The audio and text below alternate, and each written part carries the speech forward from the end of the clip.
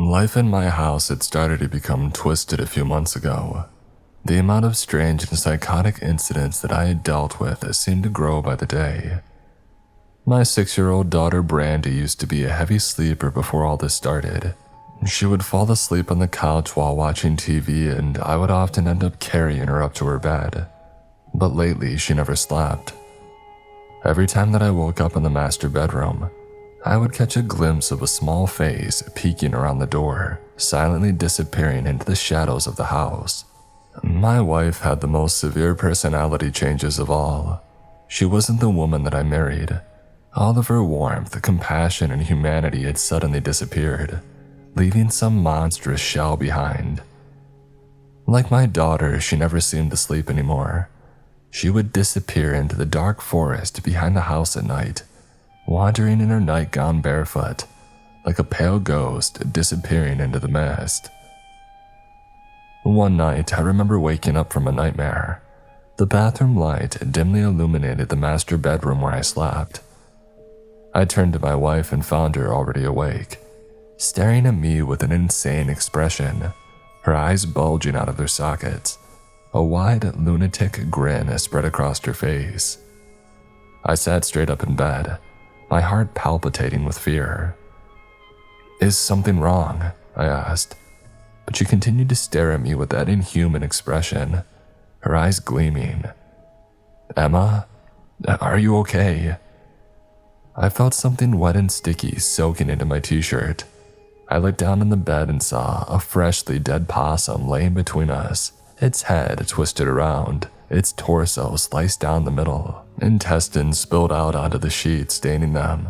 The smell of blood and death hit me all at once, and I jumped out of bed without another word, grabbing new clothes and running to the bathroom. I locked myself in, hyperventilating for a few moments, and then I managed to calm myself down. I checked the lock again, and then I stripped naked and took a long shower, wiping the blood off my skin over and over. No matter how much soap I used, I still felt stained. When I was done, I opened the door a tiny crack and peered through. The bedroom looked empty. I had no idea where my wife was, and I didn't care. I quickly ran to the guest bedroom, locking the door behind me. And for the last couple months, I've slept there every night. A can of police mace on the nightstand next to the bed, a brand new deadbolt on the door. The next morning, I met my friend Richie at a local diner. I had called off sick from work, and as I sat in the booth waiting for him to arrive, my hands shook uncontrollably. I spilled coffee on the table and on myself more than a few times. I hadn't slept since the incident, and was only running on a couple of hours. I saw Richie arrive, striding through the front door. He wore a t-shirt to show off the tattoos on his arms. With his dirty blonde hair and blue eyes, he had a very Irish cast to his face. He sat down across from me, looking me up and down quickly and frowning slightly. He saw all of the spill marks on the table, the napkins that I had used to do a bad job of cleaning it up, my trembling hands and sunken, tired eyes. I'm sure I was quite the sight. "What's up, Thorne?" he asked, simply, not smiling. Like a lot of my friends, he always called me by my last name, rather than by Julius. I shook my head. "I don't know, man," I said. "Some weird stuff has been going on. Like, really weird. I'm scared, man, I really am." He nodded. "Yeah, I can tell. You know that I'm always here for you. Whatever you need, just call me." "Thanks," I said, trying to smile slightly. "Now, why don't you just tell me what's been going on?" he said. "I'm all ears. Tell me everything and maybe we can figure out something." At that moment, the waitress came, taking our orders and bringing Richie some coffee. Once she had left, I told him everything that had happened. I didn't leave out a single detail. By the time that I was done, our breakfast had arrived and we were both on our third cups of coffee. I still felt drained, however. The caffeine seemed to make me feel more tired, if anything. "Huh," Richie said thoughtfully, eating a piece of bacon off his plate.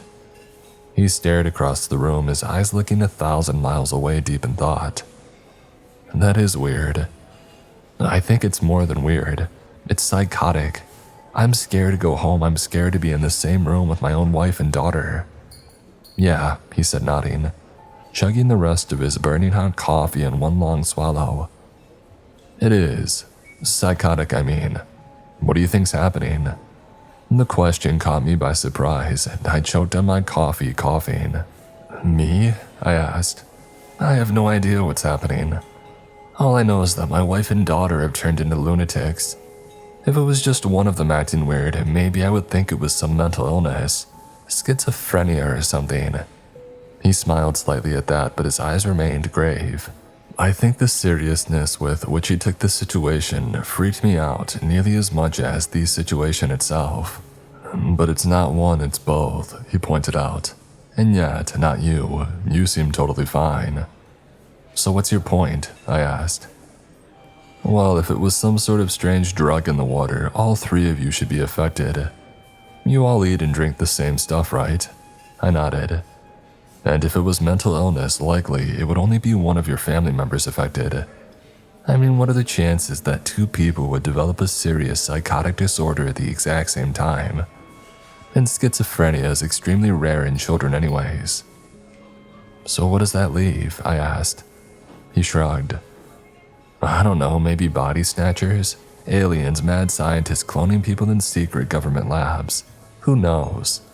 I laughed at that. Hearing it put into words made it sound totally insane. Aliens, body snatchers, I said, scoffing.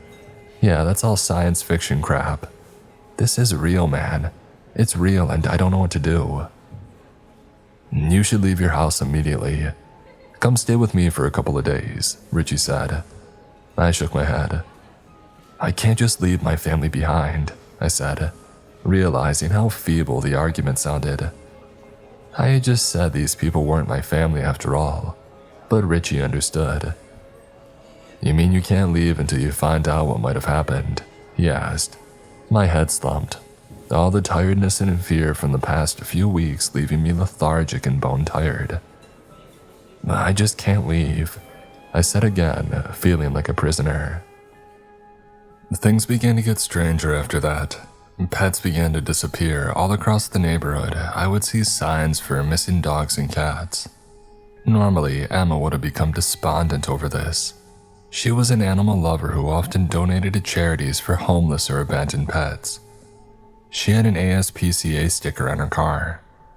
But as I knew early on in my heart, it was not Emma that I was living with anymore. During the first days, I thought that perhaps some toxin in the food or water had caused brain damage and personality changes in my family. Maybe it was an intentional release of some chemical weapon agent by the government or a terrorist organization. All of these thoughts passed through my head, but my intuition told me over and over that they were all dead ends or red herrings. The truth was, these people were not my family, and I knew it in my heart from the very beginning. I could see it in the way that their eyes gleamed during the night as they crept around the house, never sleeping, moving as silently as cats stalking their prey. I would hear floorboards creak outside the door as one or maybe both of them stood there for hours on end in the middle of the night, and my heart would begin beating fast. Dark bags began to form under my eyes as I slept less and less. The only release that I had was work, but every night I would have to come back to these people who I didn't know, but who looked identical to my family. I lost weight from the stress and I began to smoke heavily. Normally, Emma hated it when I smoked and she never allowed smoking in the house, but now I chain smoked inside and she didn't even seem to notice. She and Brandy barely talked anymore, even to each other. When they did speak, their sentences were short, clipped, and often bizarre. A month ago, I was sitting up in the guest bed, smoking and reading some Philip K. Dick. I had the 3 Stigmata of Palmer Eldritch in my hands, which ironically was a story about a man who had been replaced by an advanced alien civilization. It struck too close to home, and I put the book down just staring out the window, the dim lamp that I kept on through the night giving the room a yellow glow. And then I saw her. My wife was creeping out the basement door barefoot, An insane smile plastered across her face. Her wide eyes looked around. She looked like a maniac who was trying to keep herself from descending into uncontrollable laughter. I wonder what they find so amusing. I whispered to myself bitterly, feeling cold hatred and spite towards these two strange people who had taken over my house. I saw her start towards the woods beyond the house, taking a small dirt trail that ran towards a nature reserve a mile away. And at that moment, totally fed up and ready for this madness to end, I resolved to follow her. I got up out of bed, wincing as the springs groaned. I wondered if my daughter would be waiting outside the door with a bloody knife in her hands, ready to cut me open like what my wife did to that possum. I heard a floorboard creak directly outside my door and a slight, barely audible sound followed it. It sounded like giggling, a little girl quietly laughing. I swore under my breath. "Screw it," I whispered, going to the window and opening it. The wood shrieked loudly and I winced looking back over at the door. But I heard no response from the other side. "You're afraid of a little girl finding out that you're leaving. You're a grown man," I asked myself, smiling at the absurdity of it.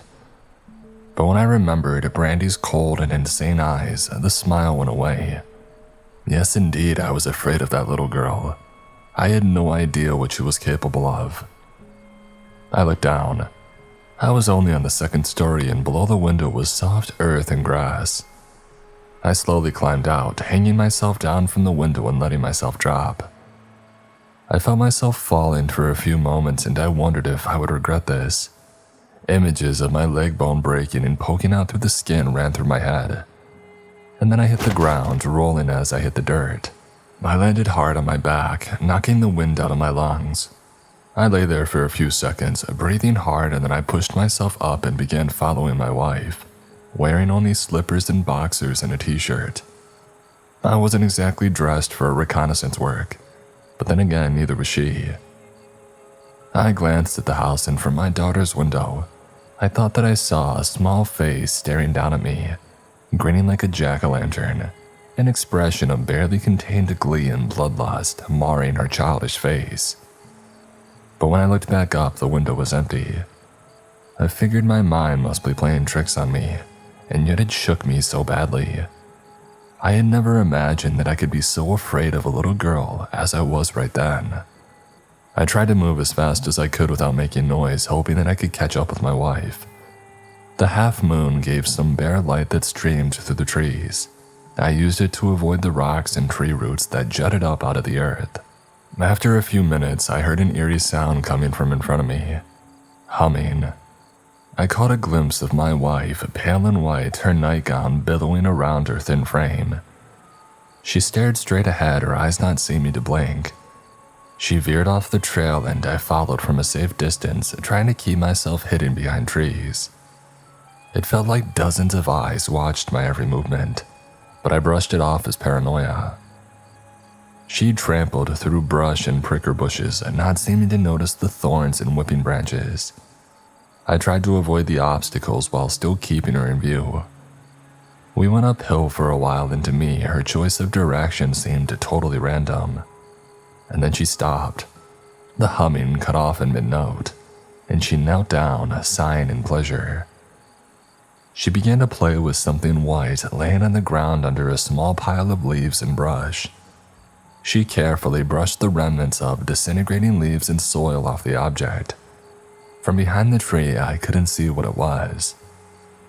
She ran it through her fingers, stroking it lovingly, even kissing it. After it felt like an eternity, she put it back down, turning around to start back towards the house. She passed within 20 feet of me. I hid behind the largest tree in the immediate area, moving behind the trunk as she passed, praying that no twigs would snap and give away my presence. None did, and I watched her descend into the fog in the trees. As soon as I was sure she was gone, I crept forwards towards the spot that I had seen Emma crouching. A bone lay there thin and long, still covered in small pieces of rotting flesh. In horror, I knelt down, examining it closer. It looked too large to be an animal bone, though perhaps it could have come from a deer. Underneath, I saw the earth had recently been disturbed, It looked as if it had been dug up and filled back in. I went back to the house and grabbed a shovel from the shed, determined to solve this mystery. The dark house loomed over me, the windows looking down on me like pupils, hiding what laid behind it. When I got back to the side of the bone, I started digging. The earth was soft and fresh, and it didn't take long to get a large hole started. But I found nothing for the first half hour. And covered in sweat and breathing heavily, I took a break and then returned to the task. Once I had gotten down about 5 feet, I saw something besides dirt and small stone. At first I couldn't tell what it was, but it emanated a fluorescent, day-glow color. And then with horror I realized it was my daughter's favorite t-shirt. I kept pulling dirt off and soon found 2 bodies in the pit.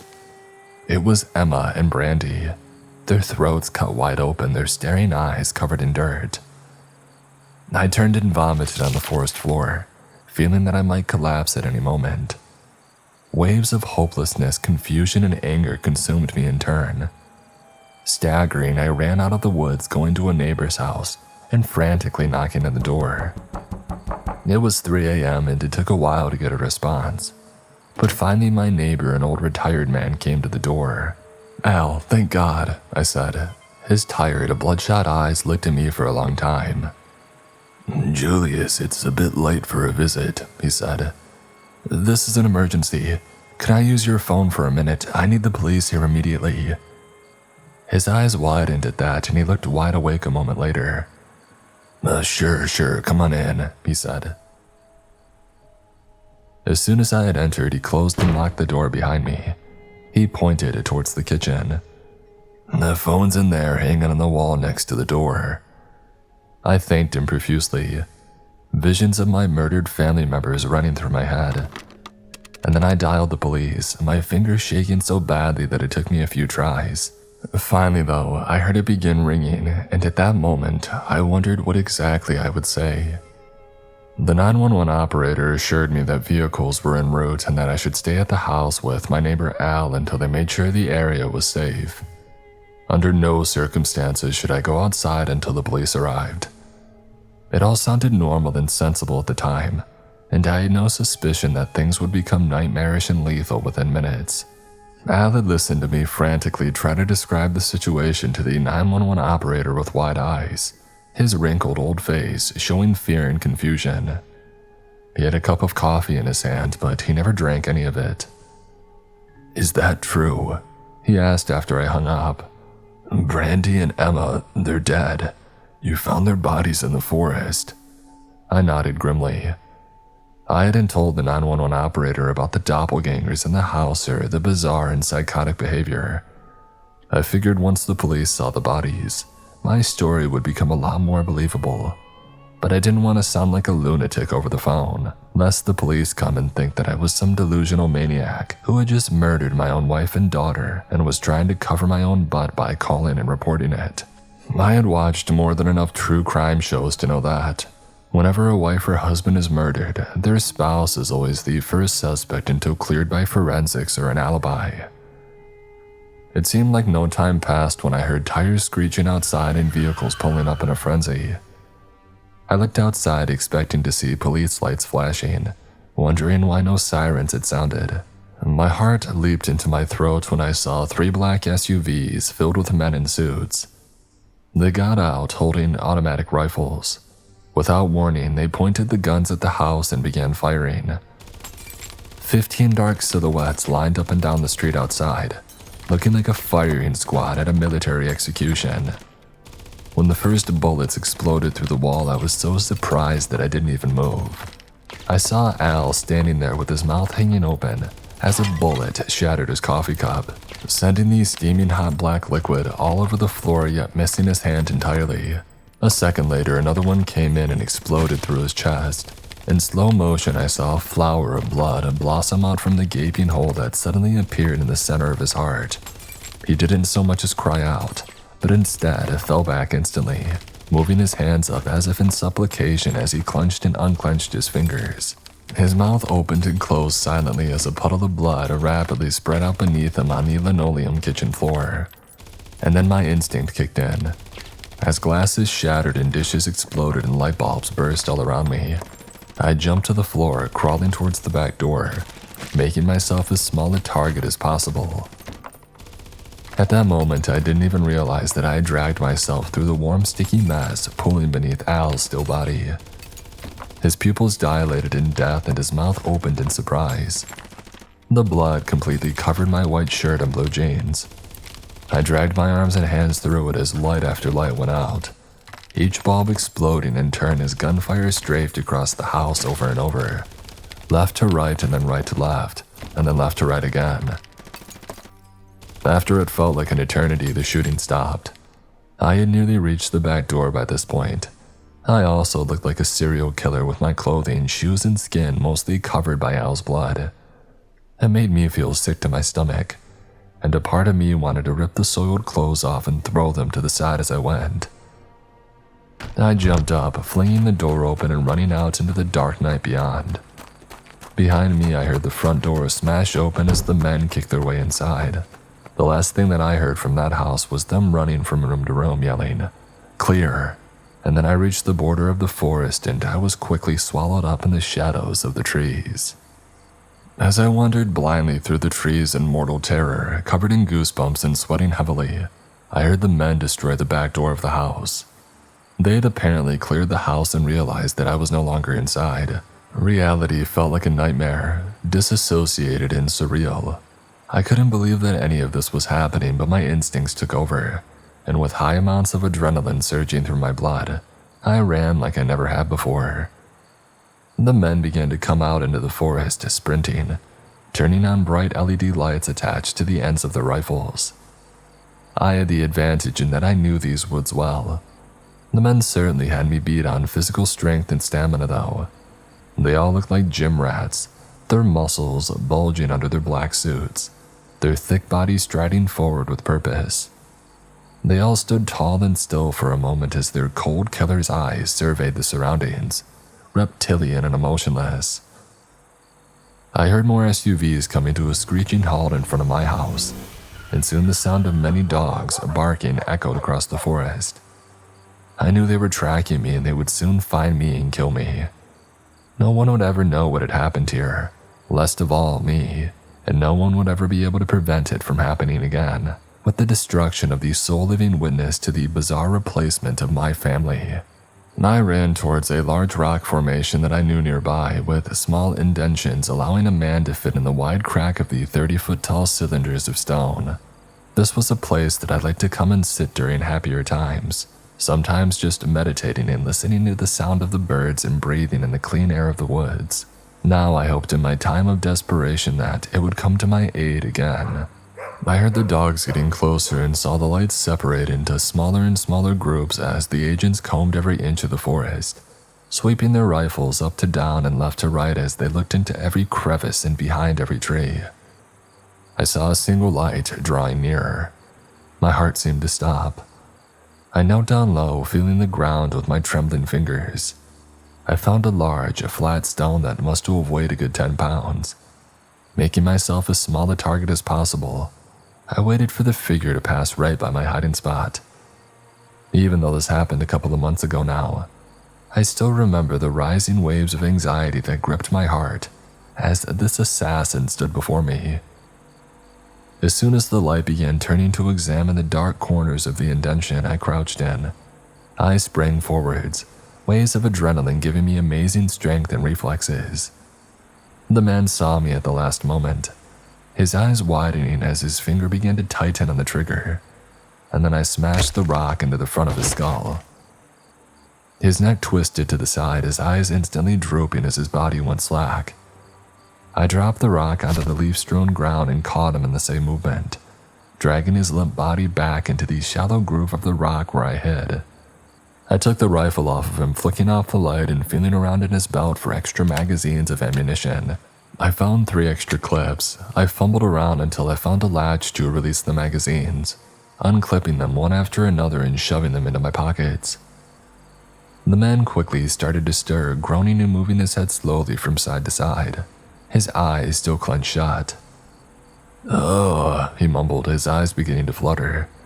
"My head, Jesus, what?" His blue eyes suddenly opened and he looked directly at me. An icy hatred changing his expression in a single moment. "No, it's you, Julius Thorne." He spat my name with venom, staring directly at me even as blood trickled down his cheeks from his forehead. "Yeah, it's me," I said. "What is going on right now? Why did you psychopaths murder my neighbor and try to kill me?" He just shook his head and kept his mouth tightly shut. I waited a few seconds, giving him a chance to answer. When I realized that he wasn't planning on talking, I sighed, steeling myself for what I knew I had to do. Raising the rifle up above my head, I quickly brought down the butt of the gun into the center of his nose. I heard it crunch, a fountain of blood exploding from the front of his face. He started to open his mouth to scream, but I turned the gun around and pointed it straight at his right eye. "If you scream, I'll kill you right here," I said. "I have nothing to lose right now and I'd rather go down fighting." He bit his lips so deeply that a small trickle of blood began to stream down his chin, but he didn't scream or cry out, despite the immense pain that he looked to be in. "Now maybe we can try this again," I said, giving him a grim smile. "Why did you guys want to kill me? Why are you chasing me?" "We are agents who've been tasked with detecting and destroying anomalies that have arisen across the United States," he said, scowling at me with hatred, his words coming out somewhat distorted as he constantly spat blood. "And people usually call us the cleaners. Mostly we deal with incidents in small towns like this one, though sometimes it hits the fan in the cities too. Just last week we had a werewolf in New York City. Press thought that it was some serial killer who ripped apart his victims with a knife. But any coroner worth his salt would immediately be able to tell that it had actually been claws and fangs. But we found him and brought him in for containment. He had already killed 3 joggers and 7 homeless people by then." "Yeah, so what does any of that have to do with me?" I asked, furious. I hated these men so badly at that moment. I had asked for help and instead, assassins had come to my side. "Your wife and daughter are dead," he replied, "but you're not the first one to call and say that you found the grave of your family. In every other case, the police found the people still alive and healthy in the house, and the graves totally empty by the time that we got there. But there were always indications that the individuals still living had changed, and they always began to show psychotic and violent behavior, and inevitably they would kill their own family members and neighbors, anybody in the area. When the anomaly is allowed to proceed, the entire town often ends up being destroyed. We lost over 10,000 people in a single incident last year, so we come in and contain it by killing anyone associated with the anomaly, to stop it from spreading. Because it does spread, and it seems to spread by association. It starts with a couple people on a street and then the rest of their house, and then their next door neighbors, and it keeps going outwards like ripples spreading outwards in a pond. By this point, I heard dogs getting closer and closer, and I saw lights flashing through the trees in the distance aimed in my direction. I quickly ripped a strip of fabric from the agent's shirt and tied his hands and feet before binding his mouth so that he couldn't scream. I knew they would still probably find him within 10 minutes or so, but that might be all I needed to get out of here, and now at least I had a gun. I sprinted out of the woods, taking the trail in the opposite direction of the agents. I had to move in the dark, which slowed me down significantly, but I had been on these trails 1,000 times before. Soon the shouting of the men and the barking of the dogs grew faint behind me, and I came out on an empty side road. I knew the area well. Richie lived only a few blocks from here. Without thinking, I began to stagger down the road, the streetlights flashing on and off above me. I saw faces peering out of windows as I passed. I must have looked like a madman, being totally covered in blood with wide and panicked eyes that constantly snapped in the direction of the smallest sound. Yet amazingly, not a single person came out of their house. I wondered how many of the faces were just those who were replaced, doppelgangers with the right human skin, but without any of the human mind, except maybe for its most destructive and insane impulses. Within minutes, I found myself stumbling through Richie's front yard towards his little ranch house. a massive wraparound porch with pillars painted white in front of the light blue siding. He had Halloween decorations all over the place. A scarecrow was crucified in the front yard, fake blood streaming from its hands and feet. A massive painting of a reptilian humanoid with black shining skin and tentacles coming out of its mouth stood in front of the porch, like some nightmare from an H.P. Lovecraft story. Fake gravestones were lined up row after row of gray foam with skeletal hands rising out from the grass in front of them. I saw plumes of smoke rising from a chimney connected to the fireplace, the smell of wood smoke and decaying autumn leaves mixing in a pleasant scent that always reminds me of Halloween. I pounded on the door until Richie came and opened it. His eyes widened as he saw me. "My God, Thorne, what happened?" he asked. I moved past him, looking back furtively at the street and the dark forest stretching out before us. Hidden dangers seemed to be everywhere. "Close the door," I told Richie. He quickly shut it and turned the deadbolt. He turned to me, his face pale, a shocked expression on it. "Are you hurt? Whose blood is that? Is that yours?" he asked. "No," I said curtly, shaking my head. "I don't have time to explain it all now. Some men are after me. I think they're from the government. My neighbor is dead and my family's dead." I broke down then, crying. "I need help. I really need your help right now." Okay, I believe you," he said reassuringly, putting a hand on my shoulder. "It's gonna be okay. That's a nice gun, by the way." He gave me a calming smile. I had nearly forgotten about the automatic rifle slung around my shoulder. I looked down at it with a blank expression, like I had just discovered a new limb on my body. "Hey, how about we get you a change of clothes and then we'll figure out what to do," he said. "Hey, come with me to my room. I think you're about my size." I gratefully followed him. He gave me an old shirt and hoodie and a pair of jeans. I stripped off my bloody clothes, feeling how the drying, coagulating blood crackled under my dirt-stained fingers as I stripped. I felt a small sense of hope as I put on the clean clothes. I had my friend here with me now. I had escaped. I wasn't alone in this anymore, at least. At that moment, I heard a knock at the front door. It sounded light and hesitant, like the knocking of a small child. I walked quickly out of the room and saw Richie standing there, the front door standing wide open, a nightmarish shape standing on the porch. It looked like a person, but deep, blackened burns covered every inch of their skin. Only their eyes still had any humanity left. Two shining pits of despair with green irises and massively dilated pupils. They constantly teared up and rolled from side to side in agony. The person held out their arms in front of them, as if they were in so much pain that they didn't even want their arms to touch their body. I couldn't tell the race or gender of the person through the immense damage to their body. Yellowish fluid mixed with bright trails of blood seeped from cracks in its destroyed skin. It constantly moaned. The weeping wounds all over its body cried constantly, and the smell of smoke and gasoline radiated off the dying person on the porch. The figure said. "Oh God, help please." "Oh my God," Richie said, putting his hand over his mouth. "We need an ambulance here immediately."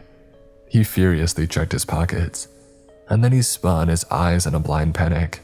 "My phone's upstairs, we need to call 911 right now." "No, Richie," I screamed. "When I called 911, those men came and tried to kill me. They're not on our side."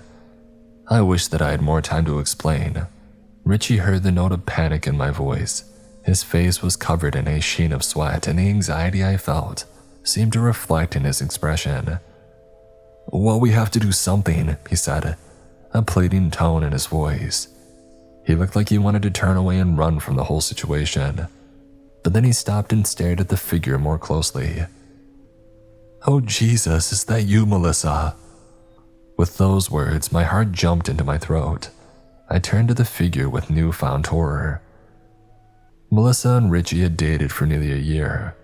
Looking closer at the figure, I could see that it did appear to be a woman, at least as far as I could tell from the curve of the body under the blackened skin. Melissa was white and thin, about 5'6". This thing with third-degree burns all over its body was certainly the right height and build. "It hurts," she said, her voice gurgling and loud. "Oh, it hurts so bad. Kill me, please kill me." She waved her arms as if trying to cool them with the autumn air. "That's it, I'm calling an ambulance," Richie said, running past me. I followed closely behind him, leaving the door wide open. We went upstairs and he pulled his phone from its charger and opened it, dialing 911. He frowned, listening for what seemed like a long time, and then he gave me the phone. As I pressed it to my ear, I heard an emotionless message read by a robot with a woman's voice coming through. "Stay in your homes until the situation is resolved. Thank you for your help in this trying time." And then it began to repeat, starting at the beginning. "This is a recording. Emergency services in your area have been temporarily suspended. Help is on the way. Under Executive Order 718, martial law has been declared in your area. Until it arrives, please keep your doors locked and windows closed. Stay in your homes until the situation is resolved." "What the heck is this?" Richie said, infuriated.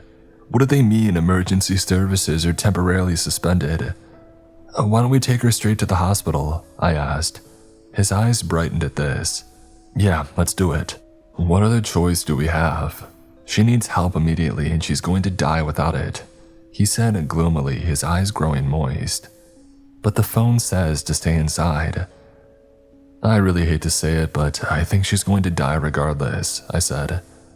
"Nobody can survive third-degree burns over the vast majority of their body." We moved back downstairs, the phone in Richie's hand. As we came down the stairs, we saw that the front door still stood open. Melissa was gone. I ran forward, seeing drops of blood and pus on the deck where she had stood.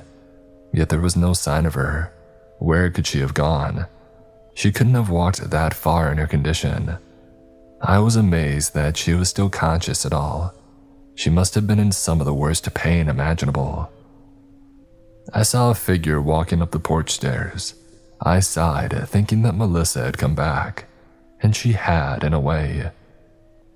She stood before us now, fully healed, her clothes new and unburnt. She had an ear-to-ear grin across her face and she kept one hand behind her back. "Richie," she said slowly as if tasting the word. "Oh, Richie, I'm so happy to see you. A lot of strange things have happened tonight." Richie's eyes glistened as tears began to slide down his face. "Melissa?" he said, his voice cracking. "Oh my God, Melissa, it's really you, isn't it?" "Of course it is, baby," she said, moving a lock of blonde hair out of her face with her left hand. Her right stayed behind her back, though. She talked like Melissa, and she even seemed to have some of her mannerisms. But in her wide and staring eyes, there was a look of bloodlust and lunacy. "Richie, stay the heck back," I said. "That is not Melissa." But he ran forward crying, his arms outstretched. I don't even know if he heard what I had said. As he crossed the threshold of the door, Melissa pulled her hand from behind her back, revealing a huge, blood-stained butcher's knife. Raising it high, she ran forward, her eyes as cold as the vast empty spaces between worlds. My hands reacted without my brain even comprehending what they were doing, raising the gun high and pointing it at her chest. I saw the knife coming down as if in slow motion, and then thick drops of blood splashing in the air as bullets ripped through her stomach and heart. She jerked backwards, the knife rising back up as her arm spasmed. Stumbling, she stepped forward, slashing at the air 6 inches in front of Richie's neck, with all of her strength before falling face first on the porch. Richie hadn't even reacted as the knife whizzed in the air towards his body. He stood shell-shocked and dazed, like a victim from a war zone. So did I, except with a smoking gun in my hands. Screaming began to emanate all up and down the street as people started running out of their houses. For a couple of seconds, I thought that everybody had simply reacted to the sound of gunshots. Perhaps some of them had even seen me kill Melissa. Though if they had, they would have known my actions were clearly taken in self-defense. She still clutched the knife tightly in her right hand, her eyes bulging from their sockets, the maniacal grin eternally etched across her thin, pretty face in a grisly death mask. I quickly realized the other people on the streets were not coming out to investigate gunshots. but instead running for their lives. I saw men, women, and children chased by family members wielding knives, axes, and guns. Across the street from Richie's house, I saw a little girl no older than 10, running in her bright yellow SpongeBob pajamas. The mother, an overweight woman with greasy black hair, held a blood-stained samurai sword above her head, breathing heavily as she sprinted after her daughter with murder in her eyes. Under the harsh glare of the streetlights, she looked surreal, like a villain from a cartoon. "Mommy, no!" the girl shrieked, flailing her arms in front of her as she ran, as if she hoped an invisible guardian angel would grab her and carry her away. "Daddy, help me!" But I had a feeling that her dad was not coming, based on the amount of blood already on the murder weapon. Richie and I began to run towards the girl, but the mother closed the distance quickly, her nightgown flying furiously around her waist. Her eyes wild, a twisted grin marring her pale face. She raised the sword, bringing it down on the back of the girl's leg. With a squeal of agony, the girl fell forward, her pajamas quickly turning crimson with the blood streaming down her leg. She began to crawl away, weeping and shrieking for her father. Behind her, the mother raised the sword again, intending to strike the killing blow. With the girl on the ground, I had a clear shot now. I had been tempted to try to take her out earlier, but the girl had stood right between me and her mother, and I feared that I would kill them both if I fired. Now, I had the mother right in my sights, the lunatic gleam in her dark eyes and making her seem somehow inhuman, even alien. I squeezed the trigger, watching her head explode in a shower of hair, skin, and bone splinters as a short burst of 3 or 4 bullets exploded out the end of the barrel. Her headless body stood there for a few moments, holding the bloody sword high, the neurons still firing in a body that didn't realize that it had lost its life yet. She staggered forwards, falling towards her daughter, the spurting stump of her neck soaking the girl in her mother's blood. The girl continued to crawl away from this nightmarish figure that had once been her mother. Running forwards, Richie grabbed the girl, carefully lifting her up behind her knees and shoulders.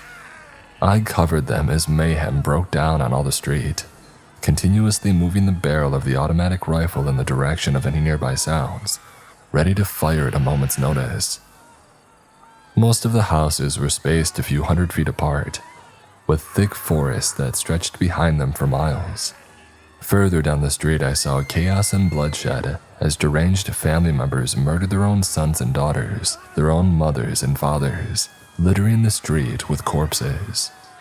Pain-filled screams shattered the silence of the night, echoing and distorting as they mixed into a nightmarish cacophony.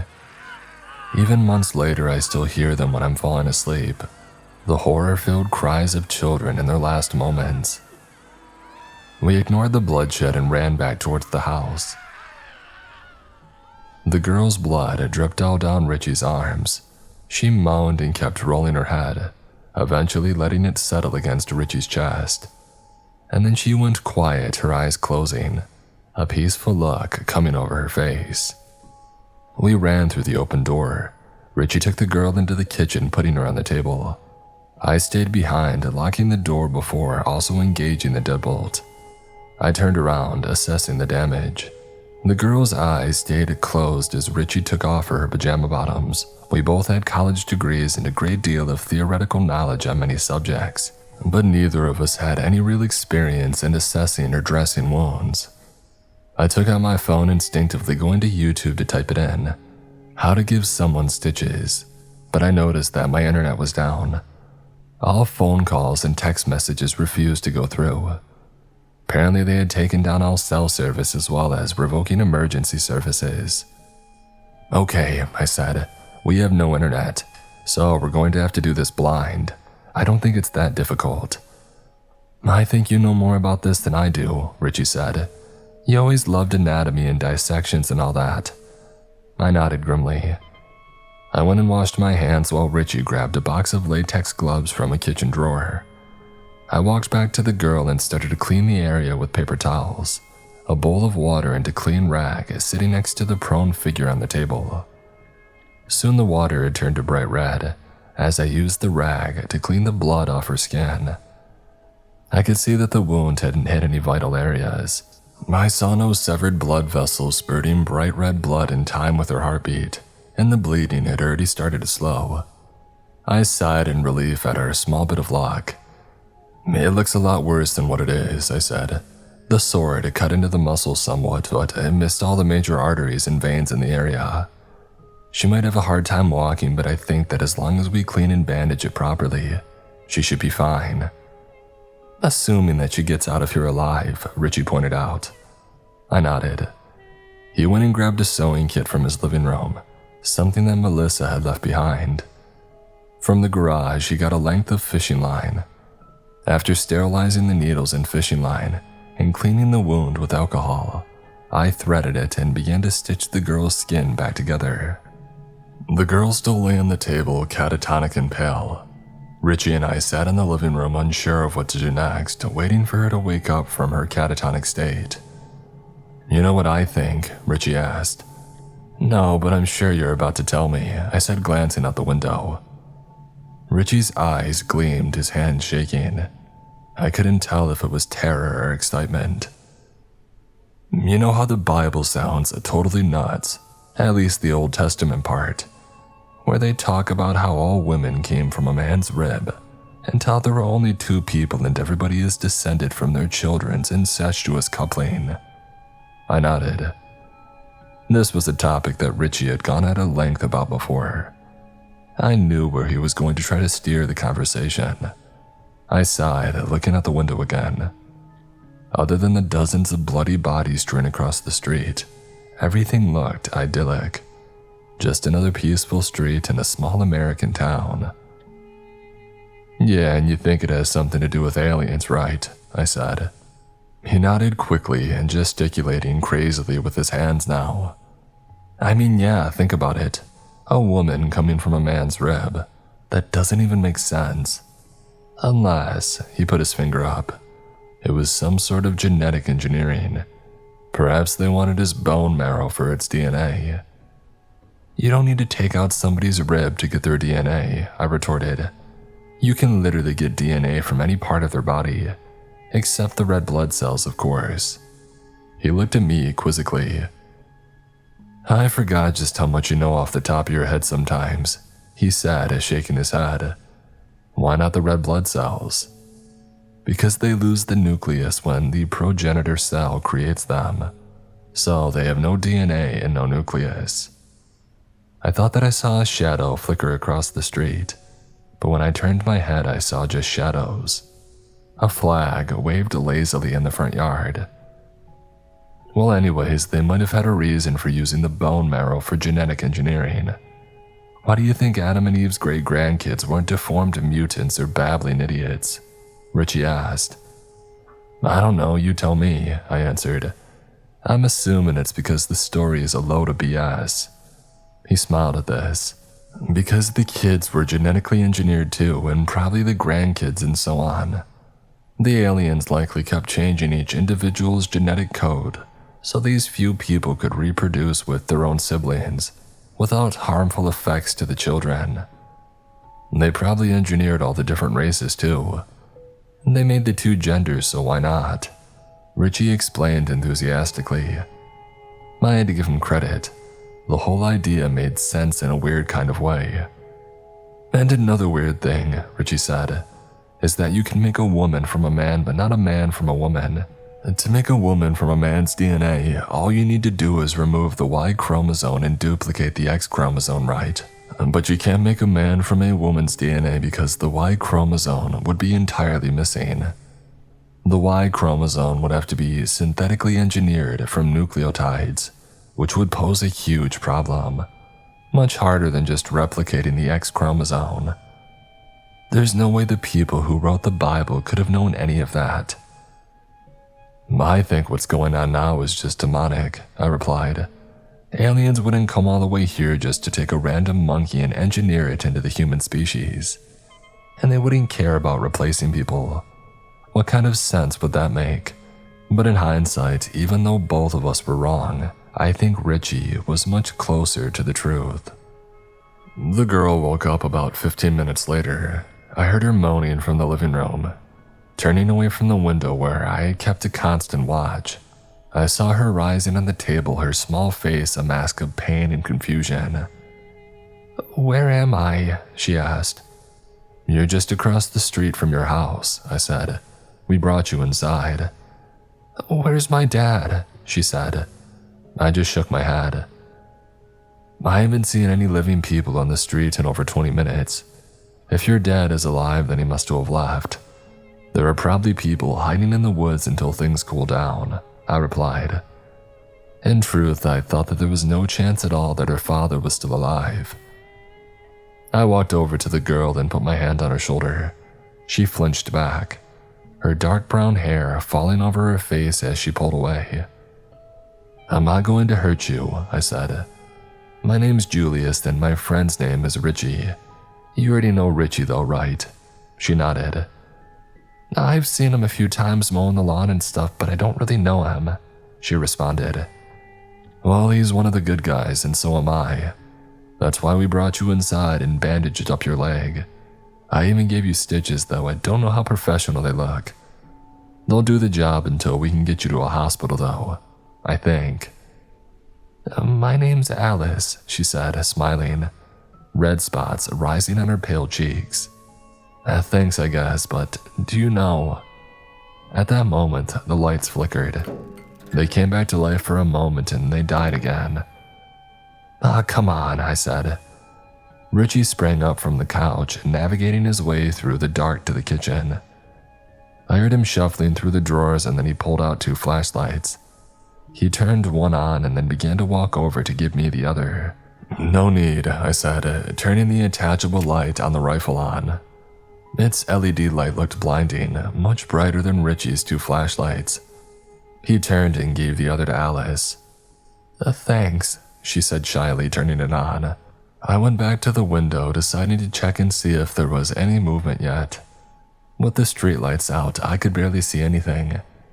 I shone my light through the window and screamed when I saw a figure standing inches away on the other side of the window, grinning. Strange white tentacles covered the area where its eyes should have been, writhing and undulating, thick with slime and blood.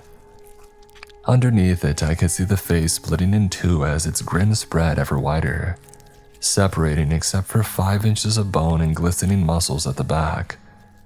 Hundreds of sharp, serrated teeth gleamed in the light. Its body looked skinned, wet with blood that dripped from its bony fingers. It closed its mouth, the flesh coming together without any line or mark indicating where it had separated. And in a gurgling voice it spoke. "The experiment is nearly complete. We will keep the strong alive, and in the end you will stand alone, and to us you will return. But do not be afraid, we will make the strong eternal." "Why are you doing this?" I screamed, my finger tightening on the trigger. I wanted to blow apart this monstrous apparition, but something inside told me to hold my fire. I had a feeling that he had not come alone, and if I began shooting, it might force them to invade the house and attack me. "You have 3 hours left until the experiment ends," it said, turning to leave. It ignored my question. I watched the muscles on its skinless body contracting as it walked away, the huge tentacles sprouting from its head constantly writhing like snakes. I saw the alien creature walk over to the woods on the other side of the street, where 2 more of its kind stood waiting, both naked and skinned. A man in a black robe with the hood pulled over his face followed behind them as they disappeared into the shadows. I hadn't realized just how massive they were until a human form stood directly beside one. They towered over him at least 8 feet tall, with their tentacles stretching out far behind them. I turned to see Richie and Alice standing horror-struck in the kitchen. They were preparing some of the perishable food by flashlight, making ham sandwiches with cheese and lettuce, drinking milk and orange juice. I sat down grabbing a sandwich and taking a bite. "Well, Richie," I said through a mouthful of sandwich, "I think you're right about them experimenting on us. I don't know why or what they hope to accomplish, but Something intelligent is clearly using us as guinea pigs. And did you hear what it said? What's going to happen in 3 hours? Is that when they plan on killing all of us, the survivors? They already wiped out most of the town, she said bitterly. They killed my mom. And they killed my family too, I said. And I think we'll all be dead soon if we don't do something. We can't stay here, we have to get out of town. We have to warn people what's happening here. You said those government goons already know about it though, Richie said. Who else are we going to warn? No one would believe us for a minute. I mean, I barely believe it. I felt like I had been slapped. I hadn't thought about the men in the black SUVs ever since we took Allison. Where had they gone? Why weren't they here? Tracking down people associated with the anomaly and shooting them. Unless they had abandoned the town. Perhaps it had gone too far for such measures to be of any use. Perhaps that was why they had disabled 911 by the time that I got to Richie's house. A shiver of fear ran through my body as I contemplated it. What about getting revenge for Melissa and your wife? He pointed at me. And your mother. He pointed at Alice. I laughed at that. Revenge with what? The 3 magazines that I have left for this rifle. You guys don't have any weapons and she's only a 10-year-old girl. I want revenge just as much as anyone, but we have to focus on surviving. Most of all, we had to focus on her surviving. I said, nodding towards Alice. We're the only people left now who can help her get out of here alive. Richie was about to say something when a shrieking had started outside. I heard a man yelling for his life. I ran to the window and saw somebody banging on Alice's house across the street. Oh God, please help me, someone, he screamed. When no one answered, he began running towards Richie's house. I figured he had been doing this for a couple minutes, but when he saw the beam of the detachable flashlight and the gun through the front window, his eyes widened. Oh, thank God. Please let me in, they're right behind me. I looked at the man in wonder for a long moment, and then recognition came to me. This was the agent that I had ambushed in the woods. I could tell by the broken nose and the bloody mark on his forehead, the black suit that he wore, and even by his cold eyes. Without thinking, I ran to the hallway and flung open the front door. Come in, I whispered, and stop yelling, you're going to attract everything in a 10-mile radius with that. And then I saw what was behind him, coming up the dark street, and my words caught in my throat. A dozen agents in black suits walked forward, bone-white tentacles whipping crazily around their heads. Their eyes were gone, the entire top of their head replaced by those strange alien appendages. Below it, I saw their mouths gnashing, constantly biting the air with bloody, serrated teeth. They were coming in our direction. Time to go, I yelled into the house at Richie and Alice. They had been preparing backpacks of food and water. In a flash, they were out of the house, Alice gripping Richie's hand tightly as her small face contorted with fear at the sight of the agents. I had to put in a fresh magazine after we got in the house. Aiming through the sights, I began to fire, my ears ringing as fire erupted from the barrel. Blood erupted from the chests and faces of the agents, their tentacles splitting apart and spewing black fluid on the pavement below. Their high-pitched animalistic shrieks echoed off the pavement as they ran forward in a blur. I remember seeing 2 of them fall, and then 4, and then another couple stumbled as the gun clicked beneath my finger. I had gone through all 30 rounds and it wasn't enough. 3 of them still ran at us when a blinding light flashed above the trees. I heard a thwacking sound and a powerful engine roaring behind it. I looked up just in time to see a Black Hawk helicopter flying overhead. A man with a machine gun began firing, mowing down all the remaining agents in a matter of moments. He turned the gun towards those crawling on the ground, still alive, and with a flash of bullets, they stopped moving as well. And then he slowly began to turn the gun on us. I had started to reload, slamming the magazine in as fast as I could. Without thinking, I raised it and I looked through the sights and fired. As if in slow motion, I saw the man above me in the helicopter jerk before falling out of the side door. With a heavy thud, his body hit the lawn of Richie's house far below. The helicopter kept flying and soon disappeared over the forest, the sound of its blades receding and then disappearing within seconds. I turned to Richie, seeing his sweaty face and wide, bloodshot eyes. The agent stood behind him, his face covered in blood.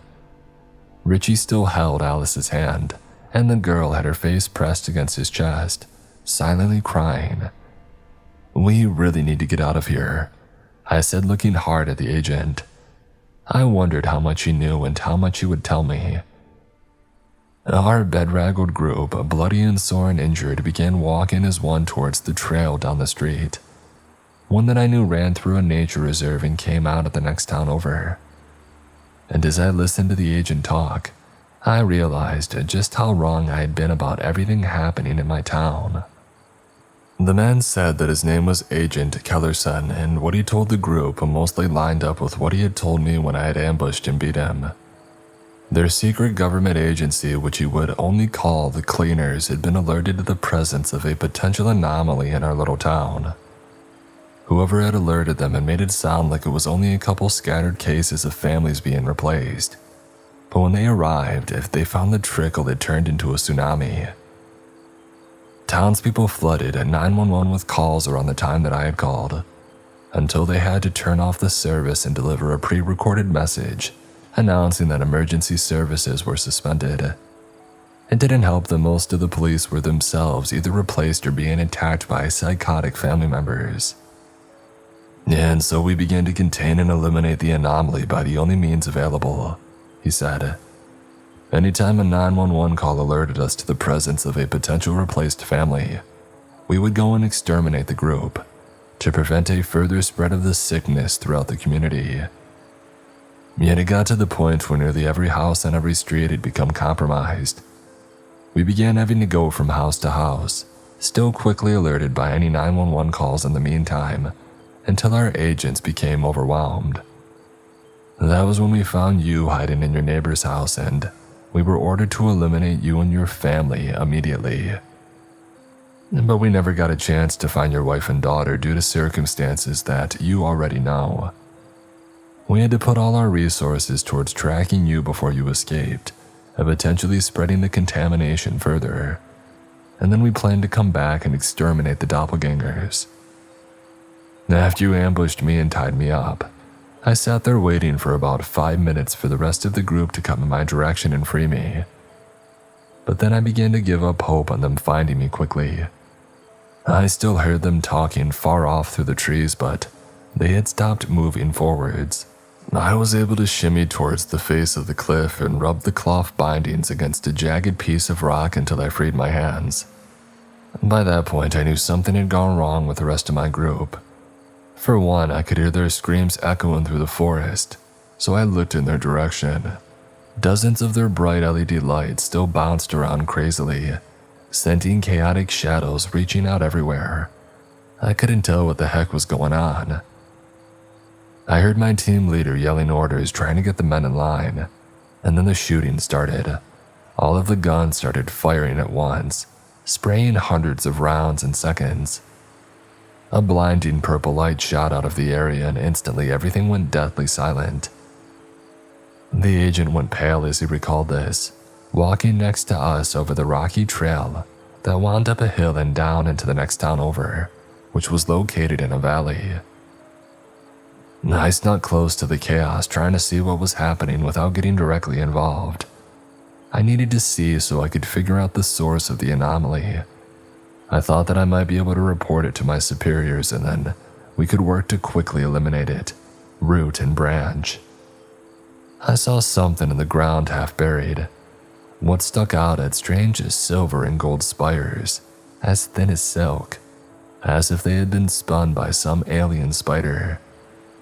They intertwined and interweaved in thin tapering columns, no more than a few inches wide at the base, rising 20 feet above the ground. The agents all stood around like zombies, not saying a word. They swayed slightly on their feet, like plants blown in a light breeze, their movements synchronized and eerie. It seemed like a single consciousness ran through them, controlling them like puppets. The purple light started up again, coming out in rippling waves. It moved out slowly, forming iridescent ripples and fractal patterns with grid-like energy that crawled through the trees and brush. I saw the silver and gold spires also begin to light up, glowing as the purple light formed some strange sort of cyclone around the spires, spiraling up around them in perfect circles. The mouths of all the agents dropped open at once as their flesh began to ripple and melt before my eyes. I started to crawl away quickly then, trying to make as little noise as possible. When I last looked back, I saw the tentacles growing out of their faces, like a parasite ripping its way out of somebody's skin. He shuddered. "So what happens now?" Richie asked. "What is the next step for your organization when all the agents in the ground are dead? Or worse?" "Well, according to military doctrine, if the first line of ground offense is removed, the next logical step is to take the air," he said. "That's NATO doctrine, and the CIA and all other agencies generally follow the military principles outlined by the NATO generals and leaders." "So we can expect airstrikes?" I asked, horrified, and he nodded. "Helicopters with machine guns, airstrikes, artillery shells, everything. This place is going to be lit up soon. We want to be as far away as possible from the center of town that we can get. In the past, they haven't hesitated to use biological or chemical weapons on the entire area. Heck, one time I remember our group was assigned to a town where the water supply got contaminated by some sort of alien fungus, and it transformed the people into a hive mind. Most of the cleaners got wiped out on that one, and nearly all the CIA agents too. They ended up having to exterminate the entire area with nerve agents like sarin and cyclosarin, until nothing was moving on the ground. The town is still blocked off by military roadblocks. They use the old line that a coal mine caught on fire underground and that it'll burn for decades. But everybody higher up in the government knows the truth. We had progressed far up the trail by this point, and I could see the entire town below us. Not a single light shone in any of the houses. No cars drove by on the roads below. The place looked eerie and abandoned. Yet occasionally a scream of terror or pain would rip through the night, faint but clear, echoing up to the tops of the hills and through the trees until it faded out to nothing. I saw multiple helicopters crisscrossing the skies. They used giant spotlights to sweep the roads in the front and back of houses, looking for any sign of movement. Occasionally, automatic weapons fire would begin shrieking from above, a sign that they had gotten another one, though whether they were murdering just doppelgangers or innocent civilians or both, I didn't know. I wasn't even sure how many innocent civilians could still be alive after the chaos and bloodshed that we had seen. Based on the fact that the helicopter machine gunner had started to target me before I killed him, I believed they were going around murdering anything that moved. Perhaps the anomaly had spread so fast that they thought they had no other options. As we examined the view under a cloudy nighttime sky, the first non-human craft began to blur across the horizon. They flew low, barely clearing the tree line, and moved much faster than any jet. And yet it gave off no sonic boom and didn't even make a noise. It moved forwards in a strange, jarring manner, jumping from one point to another in a blur and then suddenly slowing down. I only caught a glimpse of the craft, a tangle of silver and gold filaments that formed a lattice pattern across the massive body. It had the same kind of architecture as the spires that Agent Kellerson had described, being composed of thin, curving strands that rose up and down the body of the craft. It glowed a soft blue, giving off a low humming sound and emanating a smell like ozone and freon. Moving in a graceful arch, it flew across the town like a great golden dragon. Behind it, I saw 3 fighter jets, furiously trying to catch up to the alien craft. They fired missiles which sprouted fiery trails and raced across the sky, smashing into the back of the craft's body. A flash of light pierced the dark sky as the missile ignited, its bellowing explosion echoing over the hills towards us a moment later. The craft came to a complete halt in the air, freezing in place as if a video had been paused. As the smoke and fire cleared, it still hovered there, the blue aura still surrounding it, its exterior totally intact. The fighter jets closed in on it, their engines screaming as they drew near. The blue light shimmering around the craft grew rapidly, forming a cloud that seemed to suck in the air around it. Jets of lightning began to burst out of the cloud, dozens of branching streams of energy that hit all three jets in an instant.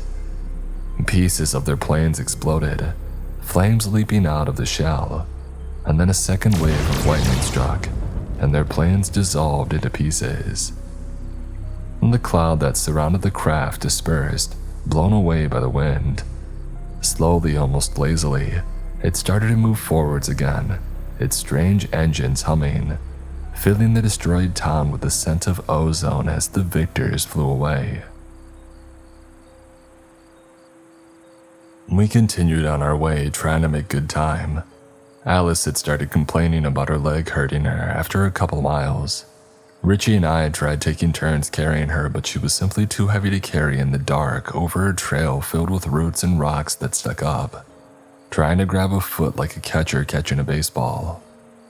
Her leg had started to bleed again, and I could see a red spot where these stitches lay. "This isn't good," Agent Kellerson said to us as the girl limped further behind. "And we might need to leave her behind." "There's no way we're doing that," Richie whispered angrily. "If we don't get out of this town in the 3-hour timeline, we're all dead. You understand that, right? Should we sacrifice all of us for a girl who would die anyway if she's not out of town?" Agent Kellerson retorted. "We don't know that they plan to kill us at the end of the time limit," I said, thinking of the strange, tentacled face that I had seen through the window and the glimpse of white, staring eyes behind the writhing appendages. I had seen them only for a moment, like a shooting star glimpsed out of the corner of the eye, but the intelligence contained in those strange orbs had been undeniable. I looked back, checking on Alice. She lagged further behind than ever. I groaned, stopping to go and check on her. I heard a rustle through the trees as I circled back. My heart leapt as I spun towards the noise, raising the rifle. Behind the bushes and through the shadows and branches, I saw myself. I was wearing the same clothes and the same hoodie that Richie had given me. I had the same haircut, the same shoes, everything. Except the eyes weren't the same. They gleamed with insanity, shone with a psychotic rage, powerful enough to dissolve reality.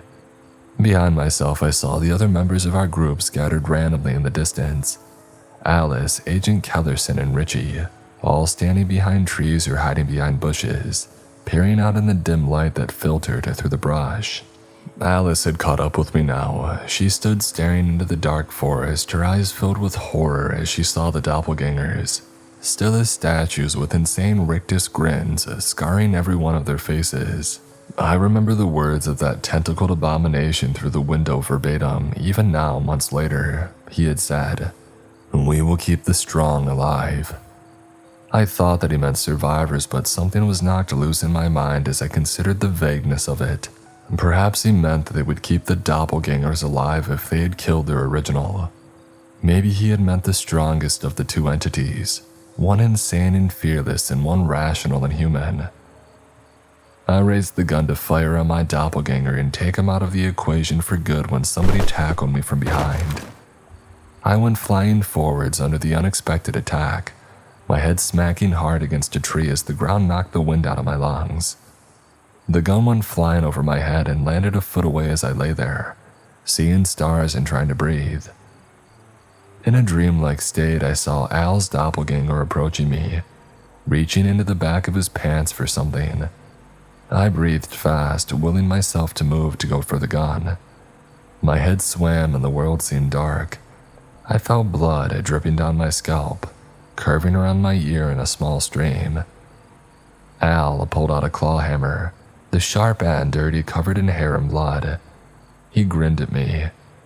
"Time to get some work done," he said in his old man's trembling voice, running at me with the hammer raised. I heard yelling from Richie and Agent Kellerson as they turned and began coming back towards me, but they seemed so far away. I took a deep breath as Al lunged at me with murder shining in his face. I raised my foot up and I kicked him square in the crotch as hard as I could. His trajectory as he came down with the hammer didn't change much because of it, but I saw his eyes widen in pain. But the sharp end of the hammer was still whirring through the air towards my skull, his entire body following its path. I rolled away, hearing the hammer crash into the earth with a dull thud a moment later. Richie reached me then. He reached into his pocket and pulled out a small paring knife as he ran forward, something that he must have grabbed from the kitchen before he left. As Al breathed hard on the ground next to me, his eyes unfocused and filled with pain, Richie brought the knife down in the middle of his throat. The entire blade had disappeared, slicing through his flesh as easily as a diver slips through the skin of the water. He spasmed and kicked, choking on the blood as he inhaled. I heard a terrible groaning, sucking noise as he tried to breathe. Bright red fluid spurted in and out in time with his breath, bubbling over the handle of the knife. He looked at me, still grinning, slowly reaching over as if he wanted to hold my hand. I had regained myself by then after what was probably a mild concussion, rolling onto my feet and grabbing my gun. I stood up slowly and shakily, feeling like I wanted to vomit. I looked into the woods, wanting to eliminate my doppelganger before he could kill me. But sometime during the struggle with Al, the whole group of them had disappeared. I could see panic spread through the group as I told them what Alice and I had seen. Agent Kellerson demanded his M4 service rifle back. "That gun is government property," he said petulantly, like a child demanding a toy. "It is by all rights registered to me." "Oh, you lost your rights to the gun when you tried to kill me," I said, raising the barrel and putting it in his face. "If you want it back, then try to take it. I dare you, just come and get it." Richie got in between the two of us, pushing us apart. "Come on, guys, we got enough problems without killing each other. We're wasting time just standing here and arguing, and the clock is running down quickly." He pulled his phone out of his pocket, checking the time. "It's already been over 2 hours. We have a little less than an hour left until the time limit runs out, and whatever they're planning to do comes about. I don't think we want to be anywhere near here when that happens." Alice continuously complained about the pain in her leg. She pulled her pant leg up to show me the angry red splotches that blossomed around the stitches. A small trickle of dark, almost black blood ran down her leg, and I saw that it had already stained her pants on one side. "We'll get you to a doctor as soon as we get out of here," I promised her, "but you have to keep going. We can't carry you the entire way." We had reached the peak of the hills surrounding the town and begun descending. The next town over was deep in a valley, and we would have to stumble down steep rocky trails to get there. From a distance, I heard the screaming of many powerful engines. I looked up to see fighter jets passing overhead in a blur, breaking the sound barrier. I felt the sonic boom in my bones as it passed through my body, vibrating my chest. I involuntarily clamped my teeth down on my lip when it went past, drawing a thin stream of blood. Their roaring started to fade into the distance before being punctuated by multiple explosions. I saw flashes of light exploding from the center of town, like a second sun rising into the night.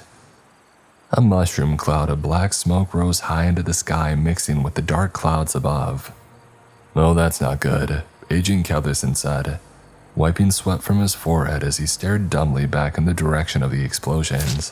"Why not?" Alice had asked, keeping close to my side and limping heavily, trying to avoid her injured leg and wincing every time that she put weight on it. "Once they start the airstrikes, it means that they've lost total control of the events on the ground," he said. "You don't think they would use nuclear weapons on it, do you?" Richie asked. Agent Kellerson shook his head.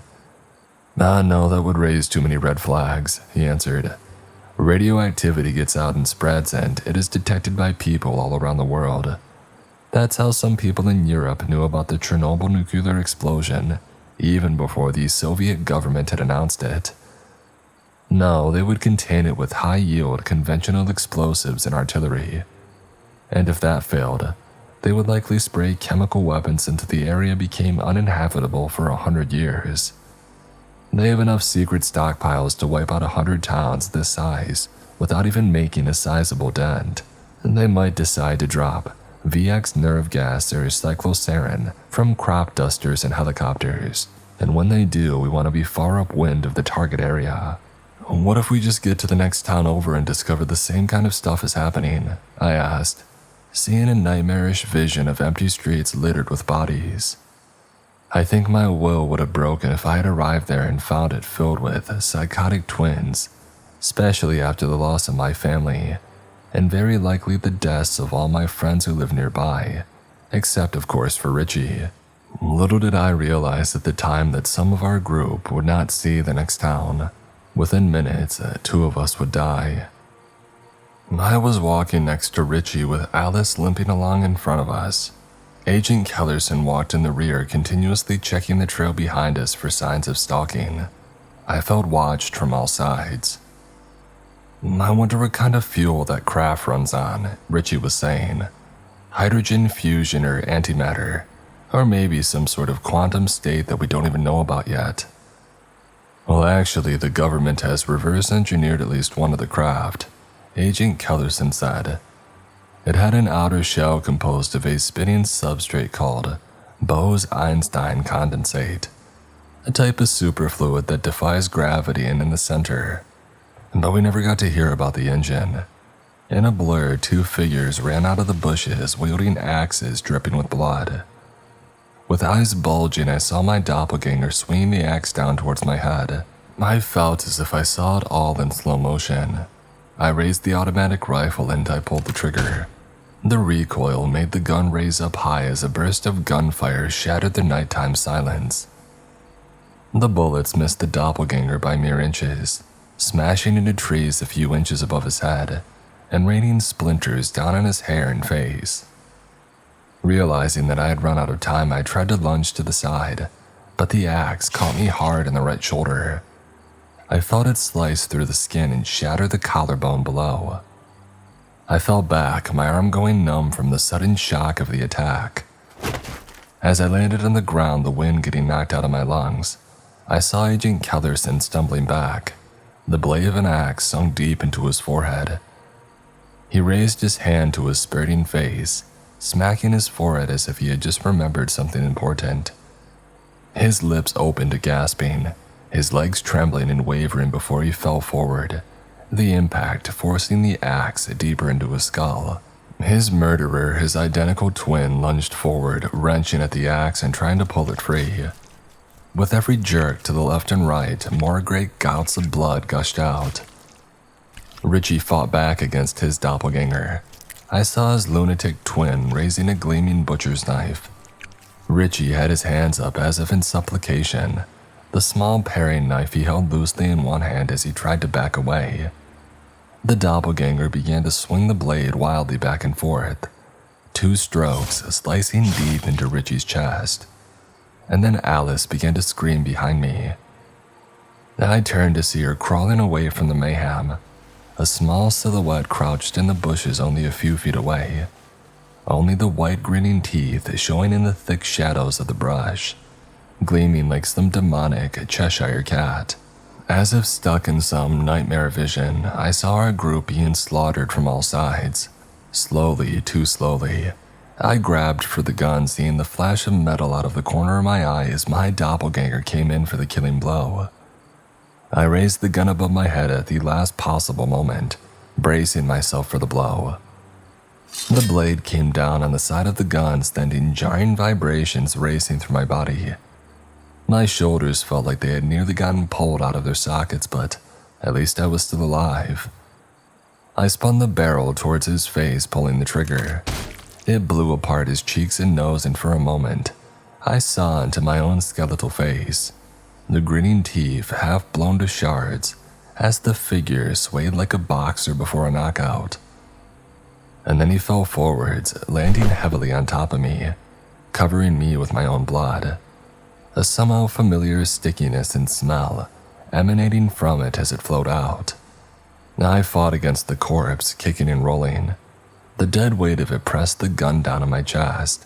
I heard Alice's pained shrieks, and even more terrifying, Nothing at all from Richie. As I rolled my doppelganger off myself, heaving with a sudden burst of energy, I realized that I couldn't move or feel my right hand. I looked down and saw it, white and pale, laying as limp as a dead starfish. Using my left, I grabbed the gun, turning towards Agent Kellerson's doppelganger. I saw him standing over Richie's dead body, swinging the axe again and again into the meat of Richie's chest. Richie lay there staring at me, his eyes wide and horrified, his eyes seeming to become black as his pupils dilated in death. With every blow from the axe, his head shook, as if he were saying no. I shot the agent's doppelganger, my vision turning blurry for a moment. The burst of gunfire made my ears ring. With the shrieking tinnitus blurring my hearing, I turned towards Alice. I saw two of them dressed in identical clothing, both covered in blood and cuts. They bit and grabbed at each other, and I had no idea what to do. And then I realized that one of the doppelgangers was missing. I heard the rustling of bushes directly behind me. In the top of my vision, I saw the knife coming down. I rolled, but it slammed hard into my white and dead palm, pinning the numb hand in the ground as blood rushed out from the wound. With my other hand, I raised the gun and pointed it at the grinning figure of Richie. Without hesitation, I fired, opening up multiple holes in the center of his chest. I turned back to the Alices, wondering what I should do, but as I looked over, I found that I was too late. One stood over the other, choking her and pinning her to the ground. The girl on the top had blood seeping from her leg, and I had a surge of hope. That had to be the real Alice. The other one's face had turned purple, deepening and darkening into a sickly and suffocating shade, her lips turning blue. As she died, a wave of heat and light overtook us. An explosion rocked the earth moments later, shock waves passing through the ground. I turned back to the town, seeing a massive mushroom cloud rising up in the air. It seemed that nothing was left of it. In front of the massive ball of fire and smoke that emanated from the center area, a large blue cloud glimmered in the air. Soon I saw the alien craft, speeding towards us in a blur, leaving the area that they had just obliterated. They came right towards Alice and me, the ship hovering above the trees. Moments later, the humanoid skinned beings faded into existence in front of me. I still stood on the ground with a gushing wound and a dead hand, stunned and in agony. Alice looked no better, covered in blood, her leg wound ripped open again, her face white and pale. She was breathing fast and trembled, looking like she might collapse. She stared at the three beings that manifested in front of us with a blank look on her face. You two are the last ones left alive, the one in front said, its bone-white tentacles writhing like snakes. Behind the massive tentacles on its face, I caught glimpses of two intelligent round eyes, pure white and lidless. They looked moist and glistened like opal, shining with rainbows and colors. Barely, I whispered. The being took out a strange black vial. With a reverent stance, he knelt down before me, cradling my head in his long and twisted hand, and then he took some of my blood from the wound. He stood and walked over to Alice, repeating this strange ritual.